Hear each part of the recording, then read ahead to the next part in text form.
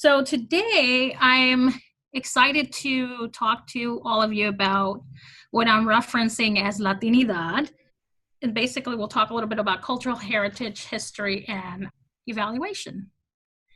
So here's a little bit about me since I didn't introduce myself. My name is Lisa Aponte-Soto. I am currently President and CEO of Tanoma Consulting.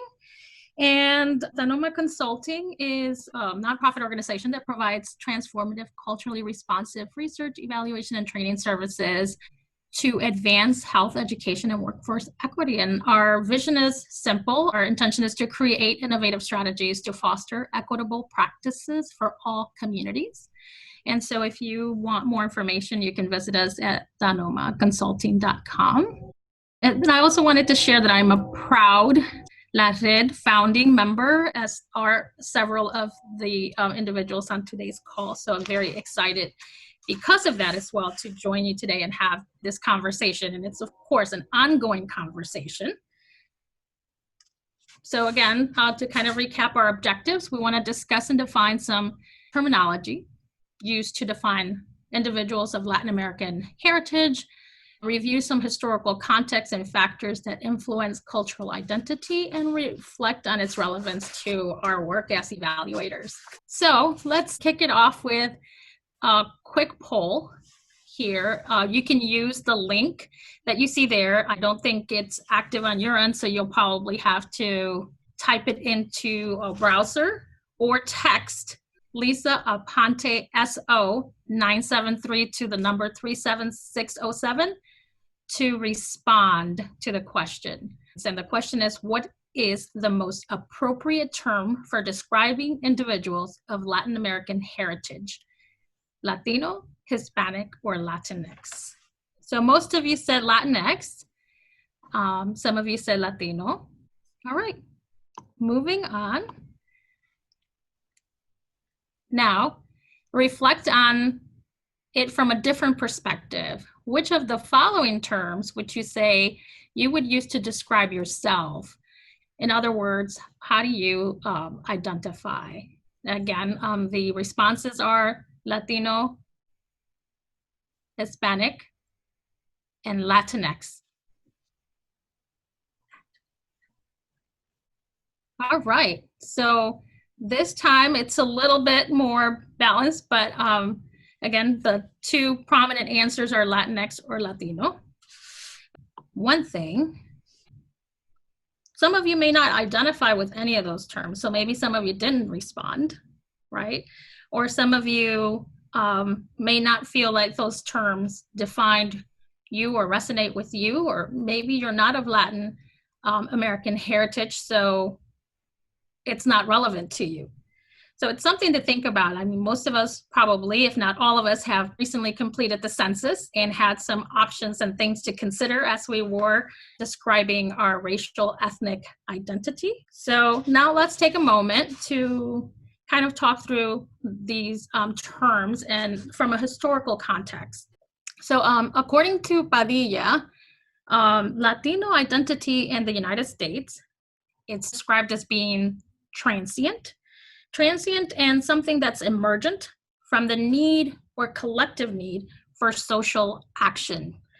It's kind of situated within the context of our lived experiences in the United States and influenced by locality, social political power, concentration of individuals from two or more Latino subgroups. And so what are some common terms that we often may be thinking about or discussing or seeing, whether on surveys or not, maybe terms that we use to describe ourselves? So let's start with the term Hispanic. The term Hispanic was adopted by the US government in the 1970s to categorize individuals of Spanish-speaking language, primarily Latin American subgroups, in order to categorically track social and economic progress. And prior to that term, and still in some communities today, Some individuals use the term Spanish. It was simply a reference to being Spanish speaking or having a Spanish surname. And it was, again, a way to collectively identify. But you most often see that it's regionalized, primarily in the northeastern states of our country. And again, the term most recently, I think, if I'm not mistaken, in the prior census, reemerged. It was kind of thought to be offensive to some extent for a while, given that other terms that were deemed more appropriate emerged. And so in that vein, individuals were trying to use other terminology and looking at the descriptor of being Spanish as something that was more appropriate for our language, right? What we speak, not who we are. Then we saw the term Latino emerge in the 1980s, and that was most commonly used in the Midwest, believe it or not. The term became popularized in the 1990s and then was added to the US Census as well in 2000. It's recognized by some as being more politically correct than Hispanic or Spanish for the reasons that I just stated. The term Latino is thought to be more inclusive of all people of Latin American heritage, including non-Spanish speaking individuals like Brazilians. But we also have the term Chicano, and that dates back to the 1930s. Chicano was popularized in the 1960s, and it takes that social political stance as part of the civil rights movement of Cesar Chavez and Dolores Huerta that helped popularize it. The term is most commonly used in the southwestern states and western parts of our country, mostly used by Mexican American activists, but not limited to a group or subgroup. But again, of course, experts disagree as to what these terms mean, and people have different preferences. I know many who prefer to just simply be called or referred to as Americans. That's their identity. They live here, or they were born here, or even if they weren't born here, they're very proud of their American heritage and prefer to identify as such. And so they identify closely with their American roots. But we have to also consider the heterogeneity of Latino subgroups. And recent studies tell us that there's a growing preference for people to identify based on their ethnic origin or their heritage. So where they came from, where their parents came from, whether it be Puerto Rico or Mexico or Cuba or Argentina. So we have to think about where the person is situated. But as we continue to unpackage terminology that, again, I will loosely reference as Latinidad, we've seen other terms that have emerged to try to recognize that perhaps even though Latino emerged most recently as a term that was more bottom-up, so to speak, it may not be inclusive because our language is so male-dominant, right? So if you're a female in a group of males, or something is female and mixed in a group of males, the male is dominant in language. So Latinas in a group of males would just be mixed in as Latinos. So in that vein of trying to be more inclusive, we saw the arroba, or the @ being used. And this was probably in the early 2000s. And then we saw Latinx emerge shortly after, as people thought more deeply about our identity and what it means as individuals of Latin American heritage in the US. And so Latinx was thought to be perhaps a more appropriate way of being inclusive and or a more gender neutral term. It emerged in 2004 through the queer community. And I want to share a little anecdote about my experience with the term. At the time that I first became familiar with it, which was probably, if I'm not mistaken, around 2014 or so, maybe 2013, I was deeply immersed with others from LaRED in dialogue about identity and various other things, our role as evaluators, Leah Neubauer, who's on the call, and Giselle and Saul. And during one of those conversations, my colleague or our colleague Saul Maldonado mentioned the term Latinx. And I will say, because it was so new to me and I did not know it or understand it at the time, I kind of pushed back a little bit because I was, in the middle of a dissertation process and being very academic. And I thought, I landed on the right term, and I'm there. And I don't need another new term. Why are you coming to me with another term? Why do we keep having to evolve into all of these new terms? So I would say probably I was a little bit myopic at the time, but I took a moment then to reflect, as we should all do, right? When we come up against these types of discussions. And I took a moment to just kind of reflect and then ask more questions and pause and try to learn. And in that process, Saul shared a great article that was posted in the Huffington Post. And I don't have the link here, so I do apologize, but I'm happy to share it afterwards if anyone's interested, because it was one of the first times that I had seen something actually discussed on it, or one of the first pieces. But also our colleague from LaRED, Efrain Gutierrez, hosted a session for us, a coffee break for AEA that you could probably find, and I'd be happy to help you identify the link that discusses it even further for those of you who may be interested. So just a little bit of history there. But as we continue to unpack identity and what it means and our current state as Latinos, there's just such rich history about the various different factors that influence our identity, right? It's not just one thing. People also have multiple identifiers or multiple ways that they identify. So when you think about the historical context, we're often thinking or reflecting on our country of origin. Like, where did we come from?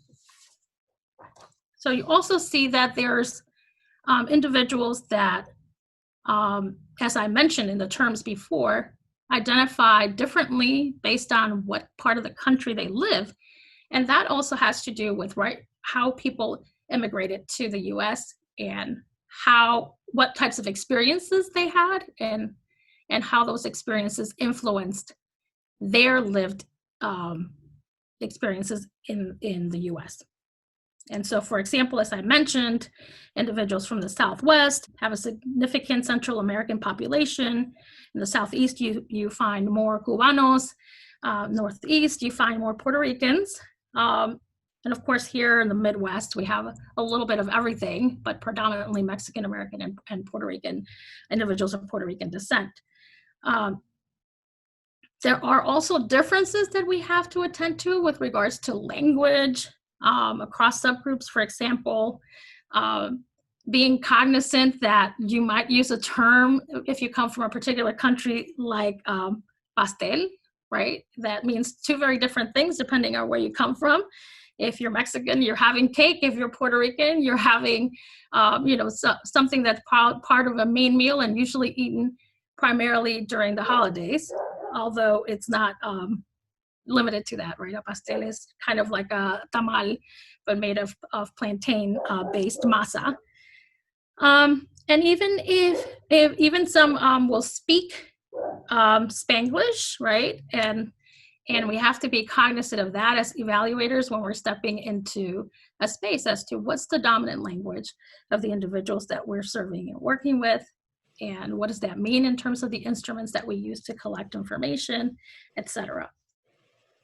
Also, familia being so critically important, and being much more than just your nuclear family, as many of us know, right? Our grandparents, our uncles, aunts, cousins, no matter how distant, are really influential, particularly paying homage and respect to ancestors and the traditions that they passed down. And also thinking about generation and how generation influences our identity, where our parents came from and what generation we are in terms of our history here within the lived experience or the context of the U.S. Lisa, I'm just going to do a quick jump in for some of the comments in the chat box. Oh, yes. So really quick, Stephen apologizes for using the term Hispanic earlier, although it's part of an NSF federal grant that he's evaluating. And here in LA, he says it's more common to use the term Latinx. Susana posted the HuffPost article about the term Latinx in response to folks requesting to see the article. And Stephen had asked, what reference should someone as an Anglo, not a Spanish speaker, or of the appropriate origin be using in surveys and evaluation focus groups in California? Great question, Stephen. I say you, and I'm going to touch on this even further in a few moments, but I say you really have to know the community that you're serving and working with, and not apologize about using the term Hispanic. I actually have someone who is, presenting, and he's of Latin American heritage, who prefers the term Hispanic. So we're going to talk about, that a little bit more, but you really have to lean on the context of the community that you're working with and be as inclusive as possible of the terminologies that they identify with. And when you are unsure, try to be as inclusive as possible of as many terms or identifiers that people may resonate with. If you're not able to pin down. But I think the best tip you have is going to the community, working with your key stakeholders and trying to learn with them about how individuals who you are serving identify most prominently in that community. But again, lean on being as inclusive as possible so that no one is sort of felt like they're frustrated, like I just did a moment ago, by seeing an instrument where they don't identify and they may not respond to the question, and then you're left without that valuable information or in terms of, better serving your community and knowing who you have in your service area and what any differences, if any, may pertain to them in terms of their needs and how to best serve the community in terms of responding to their needs. So I hope that is helpful. Always happy to chat more about it, after today's conversation as well. So in terms of other factors that influence our identity and factors to be cognizant of are our customs or costumbres in terms of the traditions passed down by our ancestors generationally through our parents, through our grandparents, aunts, uncles, etc. Basically from the time we're born, right? You see here some images, and on the top left of the screen is a photo of myself with my brothers celebrating el Día de los Tres Reyes Magos, or the Three Kings Day, which is on January 6th, and it's a religious holiday. Typically, children will put some straw in water or hay in water or grass, in our case, usually, by the bedside, and the camels come at night and eat it all up and leave you a present. And so this was a tradition that I grew up with, highly valued, and passed down, as you can see in the photo below it, to my daughter. And we also have the value of fatalism or fatalismo, and that's to believe in higher power. You'll hear the terms like ojalá or que sea lo que Dios quiera. In other words, it's up to God or it's God's will. And then we also have terms like collectivism or familismo in terms of the importance of community identity and the collective or interdependence. And this closely ties with the value of family or the collective and the need for family approval or approval of elders or approval from someone who has perhaps more authority than you. And all of these terms are somewhat interrelated. We also have, as you probably sense, sort of that hierarchy, which is interrelated with the values of respeto or respect and collectivism, as I just highlighted. So that respect for elders or others that have authority. And then another value that I wanted to highlight is simpatía or personalismo, and that's the value sort of for kindness and the need for avoiding interpersonal conflict. But I do want to also kind of state that it's important to remember that we shouldn't generalize, right? Because these cultural values are not sort of one size fits all or prescriptive to every single individual within our culture or across our cultural subgroups. So it's important to be cognizant of that.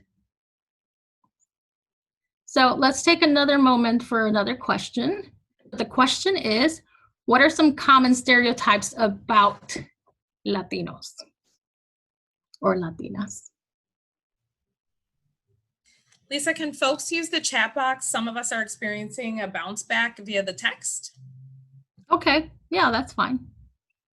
What I have here is a Wordle. But what I have here is Mexican, right? That we're all Mexican. Food, hugging, which I'm hopefully assuming or interpreting correctly, but I think like that we like to hug or be very friendly. So perhaps not a lot of personal space as other cultures may prefer. Spanish, food, illegal, Latinos,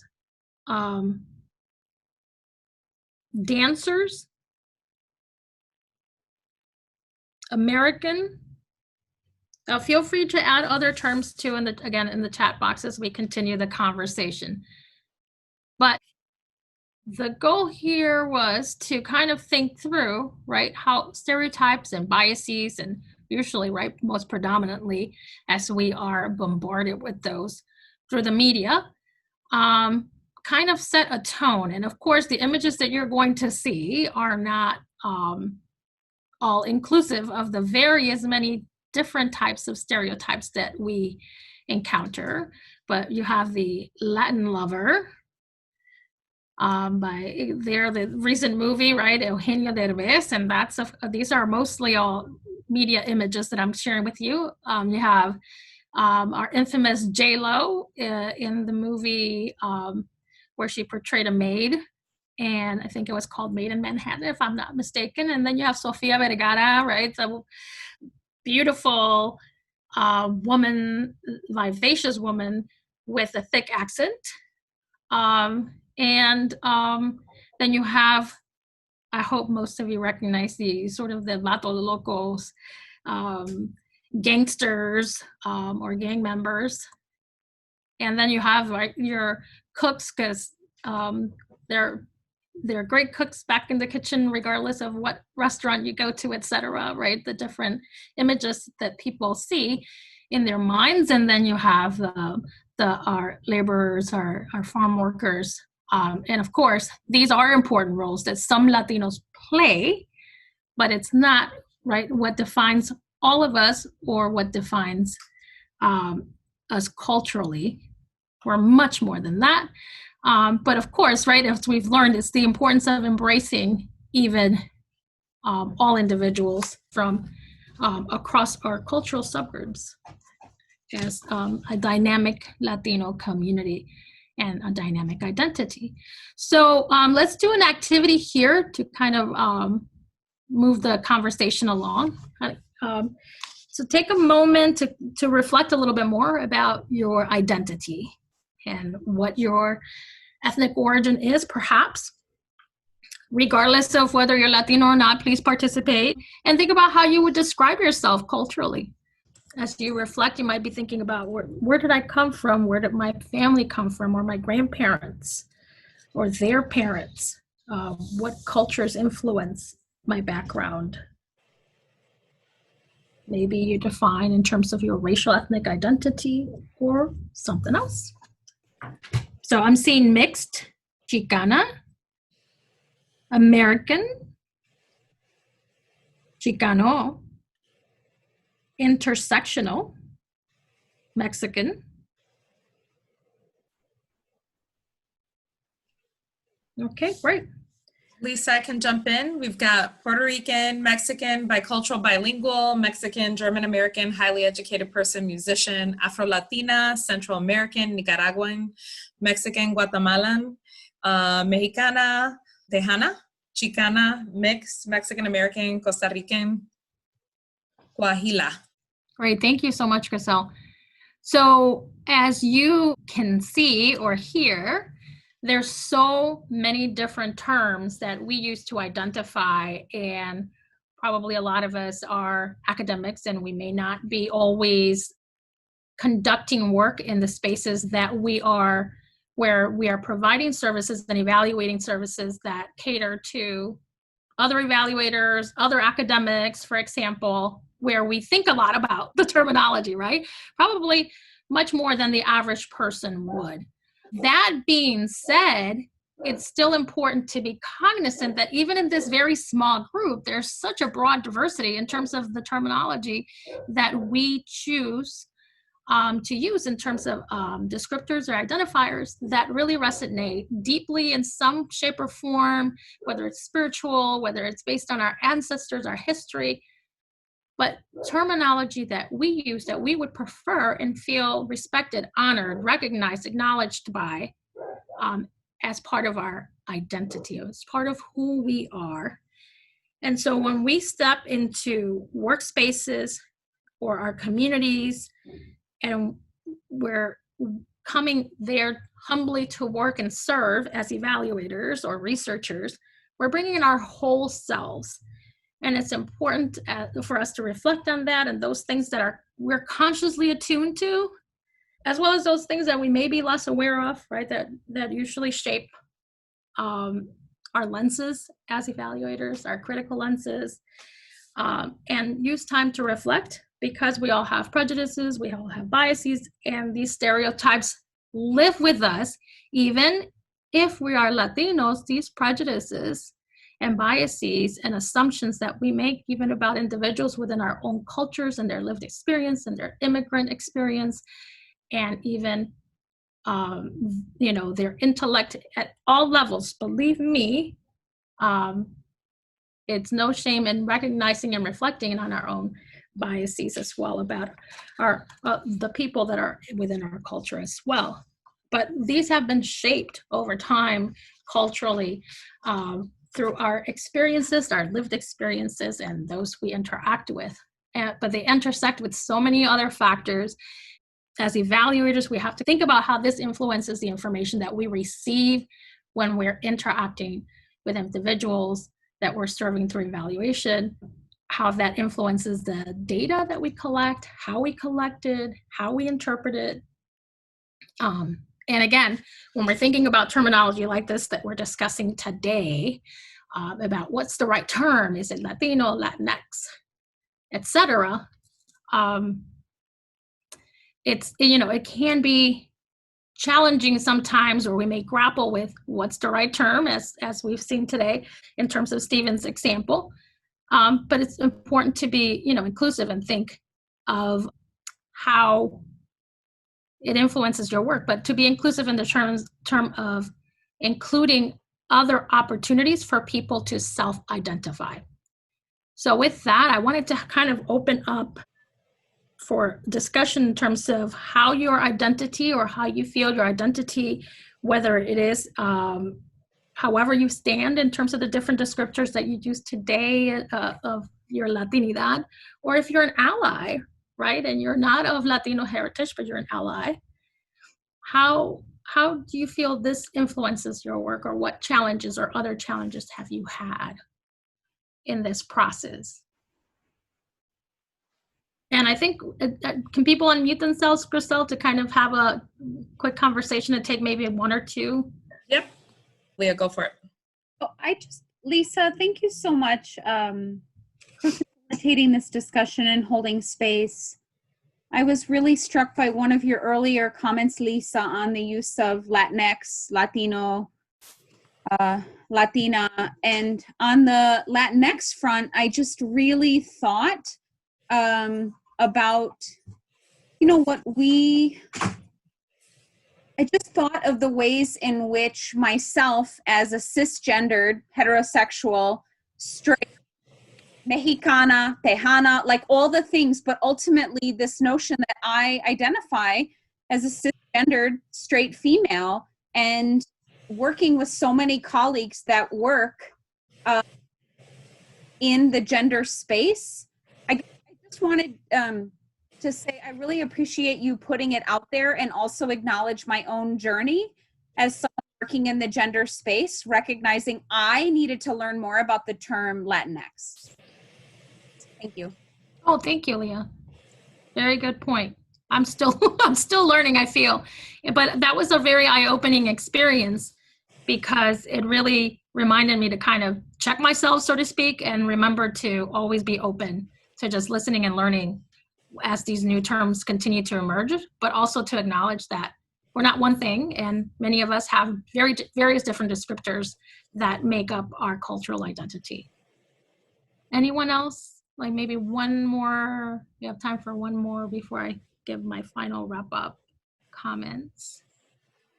In the chat box, Marta had said, it's really about, she's really aware on how we can become invisible in this great diversity of the term Latinidad. And Marta, I don't know if you want to jump in and share more. Sure. Hi, everyone, and I'm going to be brief. How be the history behind who we are? Like, I am a Central American, but Costa Rica is so different than Nicaragua. Our pain and our history is so different, and we tend to be put in the same box, and people and society tend to expect the same for us.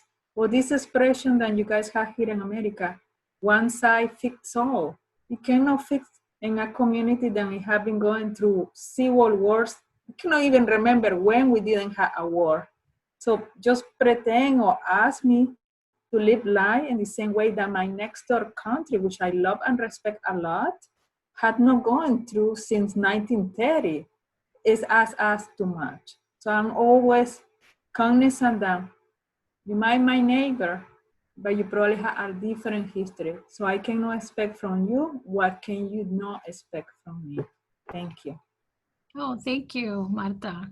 And nice to see you.